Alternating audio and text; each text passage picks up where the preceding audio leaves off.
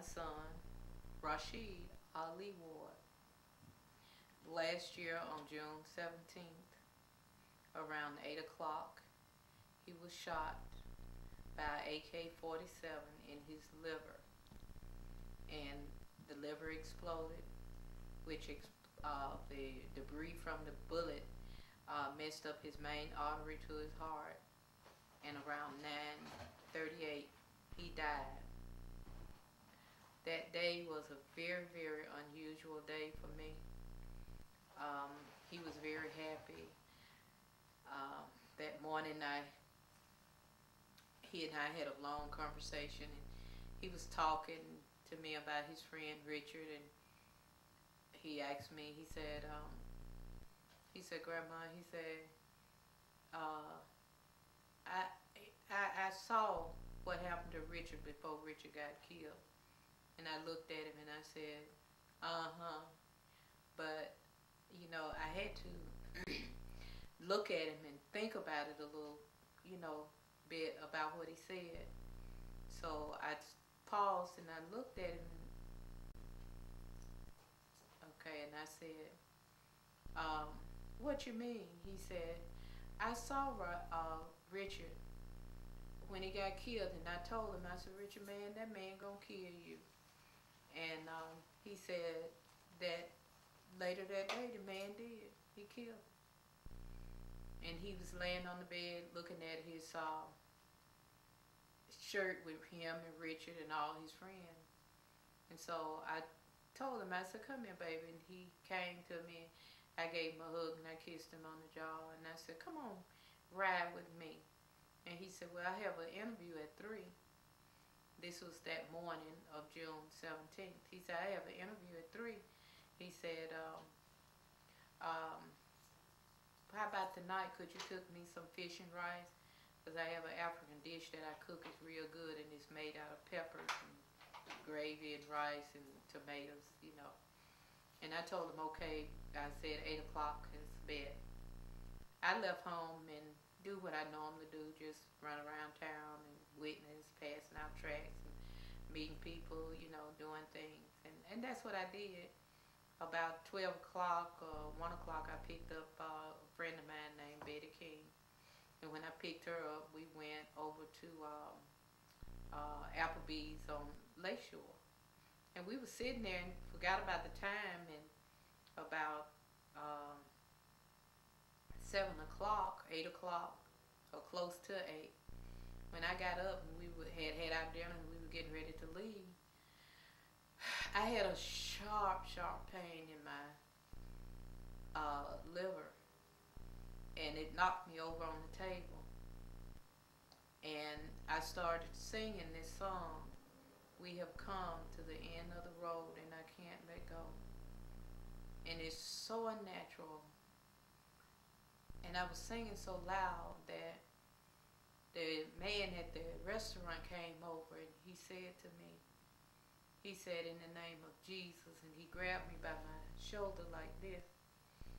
And when he grabbed me by my shoulder, the pain left and I was able to slide down in the seat. And she looked at me and she said, girl, either somebody is dying or they're coming back. A spiritual birth is coming in. And I said, oh my God, Rashid. That was the first thing I said, was Rashid. And after that, I tried to get up again and I couldn't. So he told me to just sit there, and I did. And after I had sit there for about 15, 20 minutes, I got up and I went outside. And I couldn't make it no further than the bench outside. And when I went out there, I sat. And I could still feel the pain, so I stretched my leg out a little bit on the right side. And I told her, I said, girl, I don't know what's going on. I said, I don't know what's going on. I said, I need to go because I have to get with my son. So I dropped her off at home and I got to the house immediately. And when I got to the house, I said to her, I said, she called me because she kept calling me because she was feeling the shifting in the atmosphere like I was. My cousin Faye called, Dee Dee called, Wanda, everybody was just calling me. My pastor friend in Florida, they were calling me. And they said, what's going on around you? And I said, I don't know. I said, my son. I said, I had a date at 8. It's 8:15. He's not here. And I said, when I got home, there was a white rag, like a cuff, in my door. And I said, I don't understand. When I touched it, I heard the Spirit of the Lord say, Rashid's in trouble. So about 8:30, I picked up the phone to call him, and the phone rang again, and it did this repeatedly all the way up until 8:45 or 10 minutes to 9. And my friend called me and asked me to come to his restaurant and have dinner. He said, I know you haven't eaten. And I said, because I didn't want him to know I had eaten somewhere else. So I said, well, okay, I'll just eat a salad. And I was driving over there, and the Spirit came again, Rashid, and I picked up the phone to call Rashid, and then it was Dee Dee calling again, asking me, have you talked to Rashid? She said, what is going on? I said, I don't know. I said, I'm on my way up to Evans, and once I get up there, I'm going to call again to see where he is and let him know. When I got in there and to the restaurant and I sat down, the minute that I sat down, my daughter called. She's a practical joker, and she said, Mama, she was screaming. She said, Rashid just got shot in the face 5 times. And they said he was dead. And I said, girl, stop lying. And I hung up in her face. So I was sitting there, and, you know, my face had gotten flushed, and then at 5 minutes after, and the reason I remember the time, because I was looking at the clock, you know, I'm looking at the clock, because I know at 8 o'clock, normally we be at home. So she called back again. She said, Mama, Rashid just got shot in the stomach. And they said, he's not going to make it. And I said, well, tell me where his body is. And when she told me, she said it was down there in Central Park, in front of Marino. I slid off the bar stool, and I told Evans, I said, I'm going to go. We have a family emergency. I said, but I'll be back. You know, I said, my daughter loves to play. And he said, well, you don't think she would play like that? I said, she have said stuff worse than that. She is crazy. So I got in the car, I'm driving, I called Wanda, who's a pastor friend of mine, and I said to her, I said, Wanda, I said, someone just said that my son had got shot. And I said, if you get this, well, she didn't answer the phone. I said, if you get this message, I said, call me. I said, I'm on my way to, you know, Marino's. And when, you know, I'm driving casually because I'm saying, Lord, you told me to go out there and get souls. I did what you told me. I didn't let any of them go. You couldn't have let this happen to my son. This is my son. So I rode on down there, and when I got there, the police had did the roads off, and after they had blocked the roads off, I was trying to get to one of the bodies because it was still laying there in the road, and I could see the brains behind on the street. And I told the police, I said, that's my son. And he said, what was your name? I told him, Brenda Ward. He said, Rashid. I said, yes. He said, well, he's on his way to the hospital. He's fine. So I turned back around, and Wanda was standing there, and she was saying, she said, son, she said, 3 people done got killed. And I looked at her and I said, one of them was my son. And she said to me, she looked down, you know, she's kind of tall, and she looked down and she said, stop. I said, yeah. She said, your son? She said, Rashid? I said, that's what they said.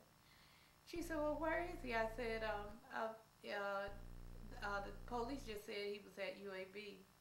And at that time, Stacy called back again. She said, Mama, they calling us in the back room. She said, I know they finna tell me Rashid is dead. And I said, gosh, don't say that. And Wanda advised me to take my truck and leave it at her house, and that's what I did. I took it to her house, and I got in the car with her, and she drove me to the hospital. And when we got to UAB, it was a whole lot of people there, because here we had 3 shootings that left 2 people dead and 1 critically injured. And I went in, and they told me, they said, they asked me who I was. I told her I was Brother Ward, Rashid's mother. The lady said, well, his mother's already back there. And I said, she's his birth mother. But I had him since he was 2 months old. I said, really, 2 days. And I said to her, I said, I got legal custody of him and have had it all his life. I fought with him. I fought for him. I did everything. You know, I bond with him. And she told me what was going on, and as she led me back to the room, and when she led me back to the room, my daughter was there, my nephew, my other nephew. Wanda had came with me, and my daughter's friend, Melvin, all of us was back there.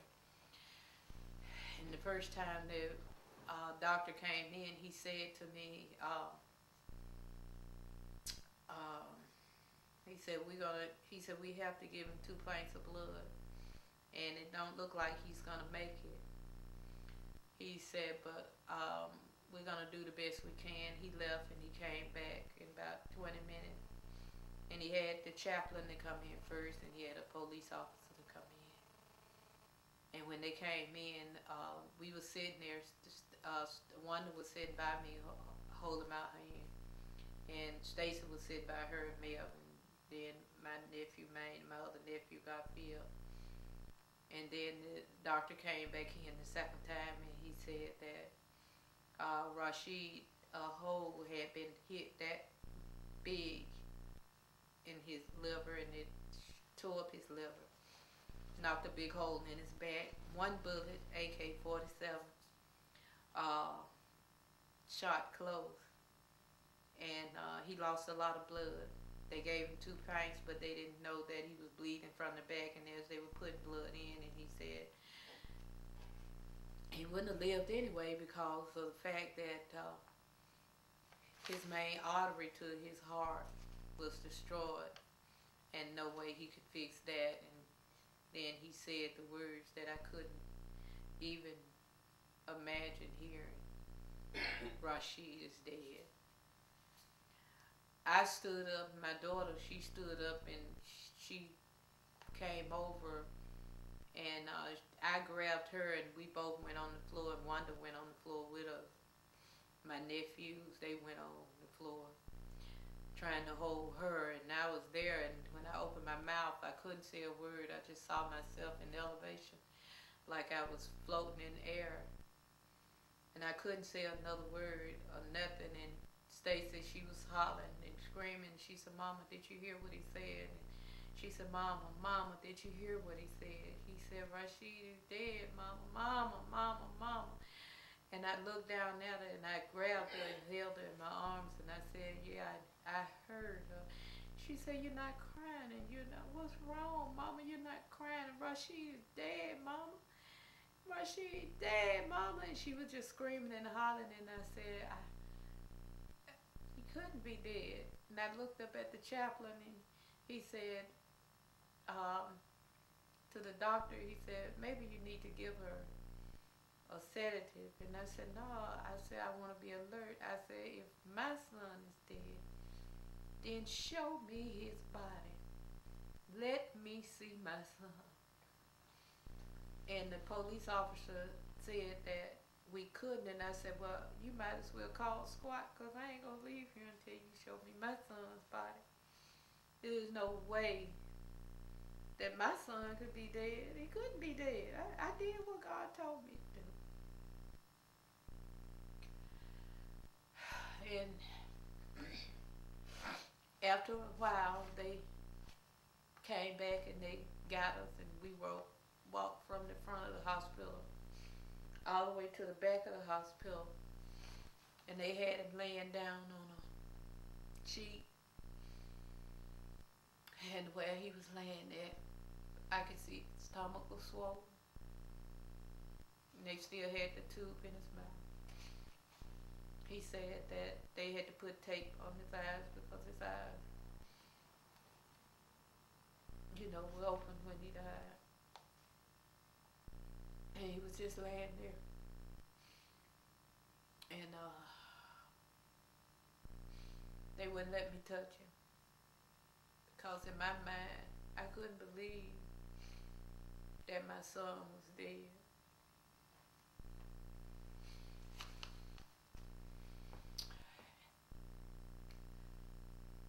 And I stood there for a minute.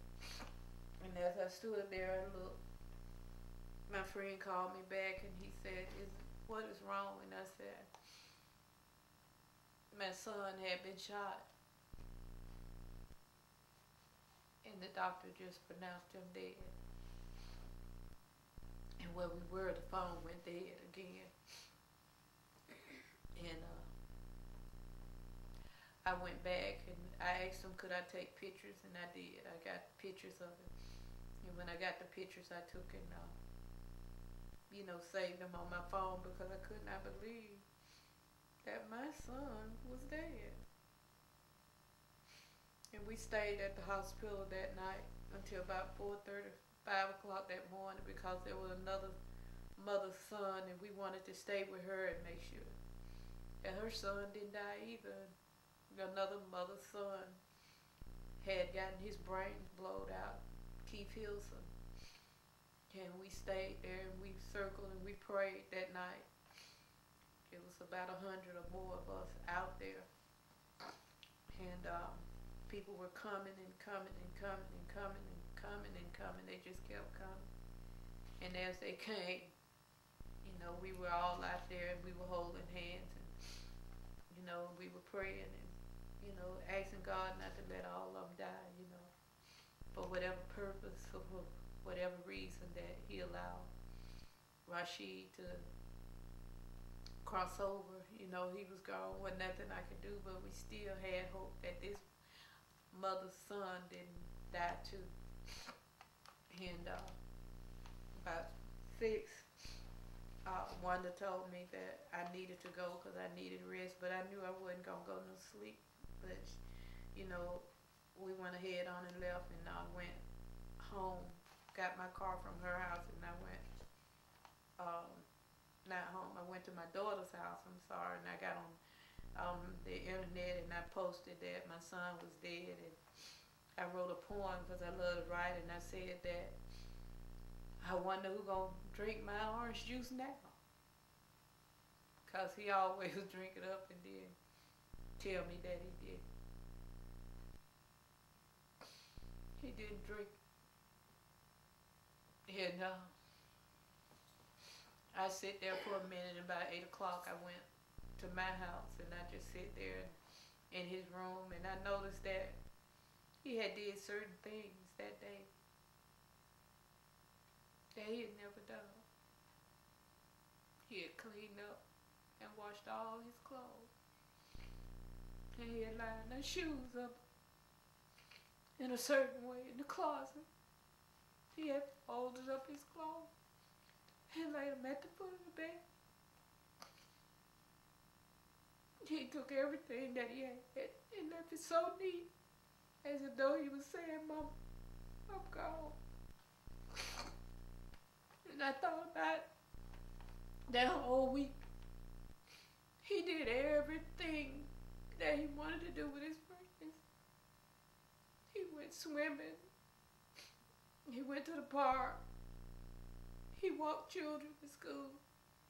He did everything that week before he died.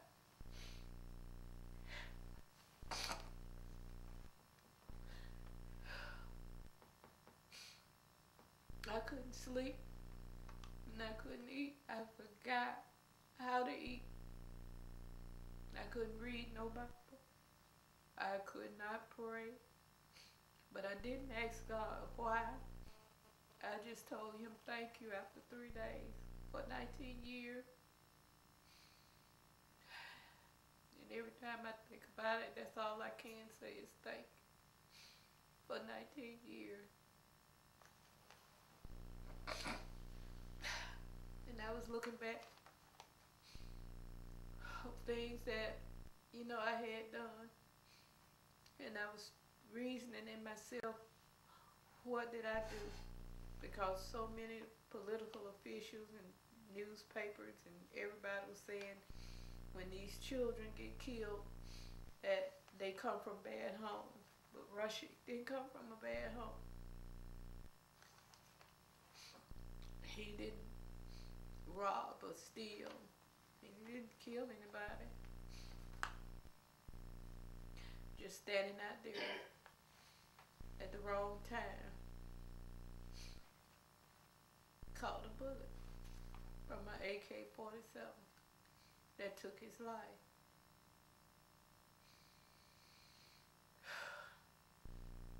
It took me a while, and I'm still, even to this day, it's February the 25th, I just begin to really accept that he is dead,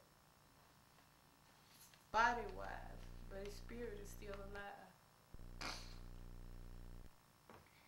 And I still find myself sometimes not eating.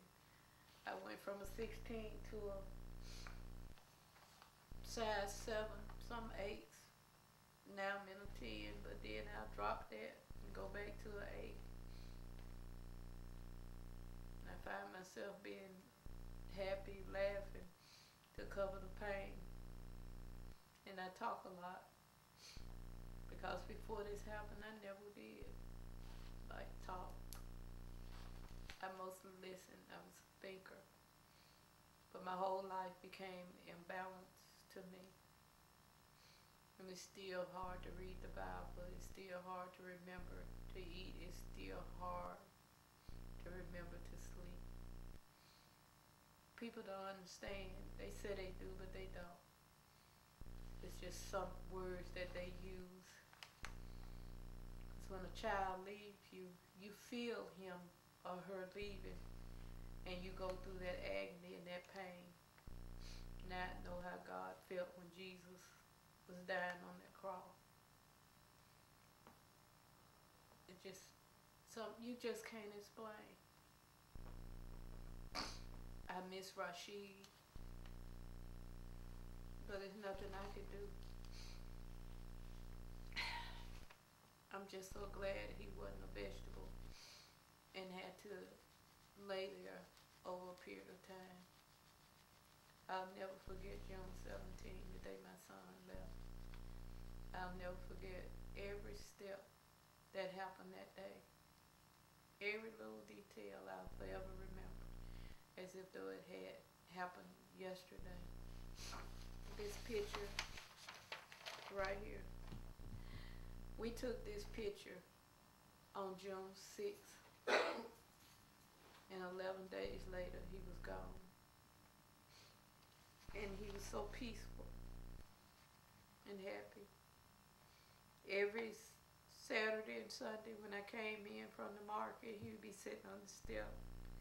And he'd say, "Hey, Grandma,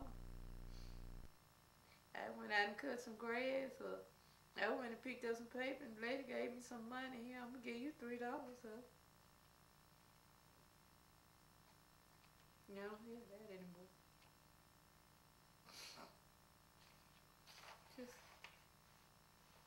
yeah.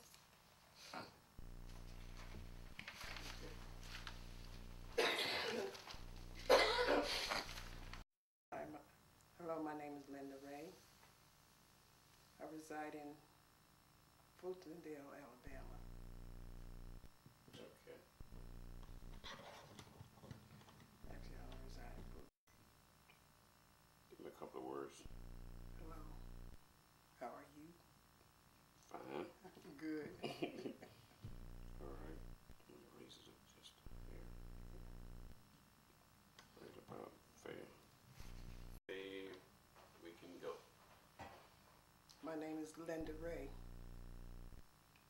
pray to God that what am I about to say will not fall on deaf ears. This is my story. I'm not unique. I'm like many mothers who have lost a child. My son was shot in 1997. 6 bullets went into his body at the age of 19 years old. I remember that day like it was yesterday. But he survived that shooting. That was April 10th, 1997. He spent 2 years in the hospital. 11 tubes came out of his body. He could not eat for 1 year. And he survived. What makes my story a little different, April 2010, my son was shot.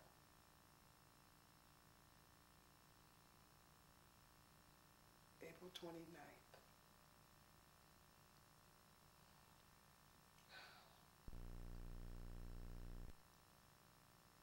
I remember that day. My son was on my mind so much that day, that whole week. My mother called because we're not from Alabama, we're from the state of California. My son, my only son. So my mother called and she was looking for my son. And I too was looking for him.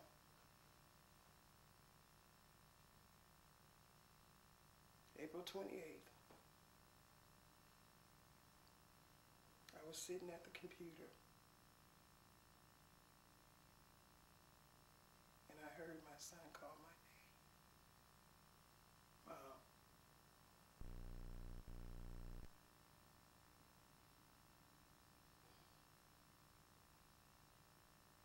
I told the Lord right then and there, I can't go through this again. I just can't. I have done so many things when he first got shot to deter and stop the violence in the communities in the state of Alabama and in the state of California. I fought hard and heavy. In 1998, I pledged to stop the killing. While my son spent time in the hospital, I did everything I could to help young people, to change, just intervention, prevention, anything that I could possibly do to help a child get off the street, I did.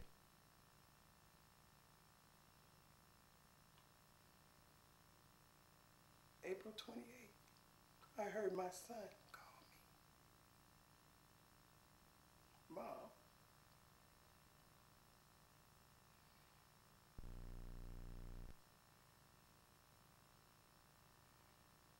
April 29th,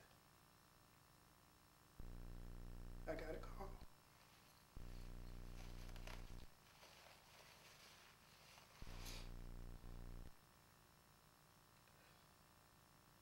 Early in the morning, and I knew something was wrong. I answered the phone and my daughter-in-law said, Mom, you sitting down?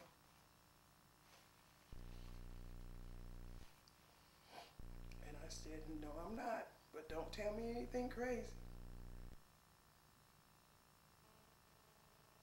She said, Billy's dead. He didn't make it this time.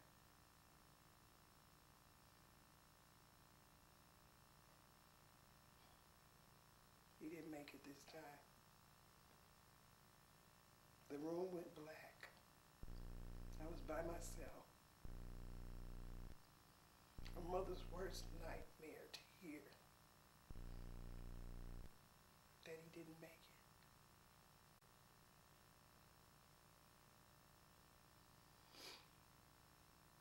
I couldn't touch my son because he was so far away.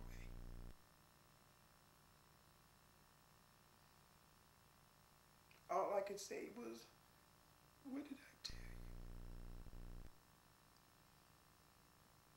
What did I tell you about being safe, keeping yourself safe? People always want to blame it on the families. I'm a mother who made my son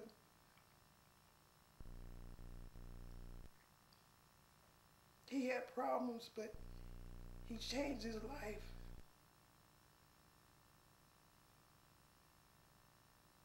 He changed his life. He was in college 2 years.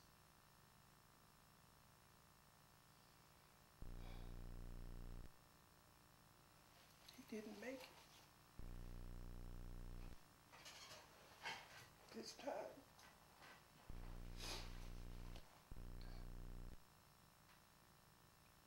It's a mother's worst nightmare to hear that your son is dead, killed by cowards and people who do not care about life. I pray that this tape does not fall on deaf ears. We as a society need to stand up for what's right. Too many of our children are dying. Mothers are crying each and every day, doing the best they can.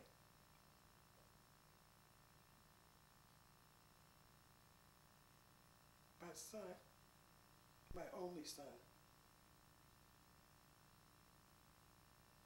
that's the day the world went black.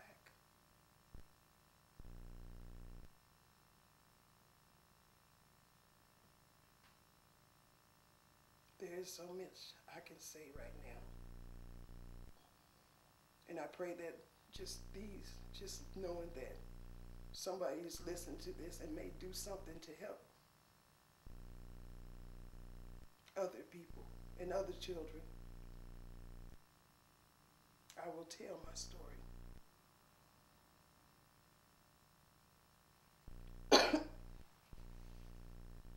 So another mother will not hurt. My son was William Taylor, the fourth. 3 sons, college student. He leaves 3 sons behind, not knowing, and they'll be raised without a father. What will it take?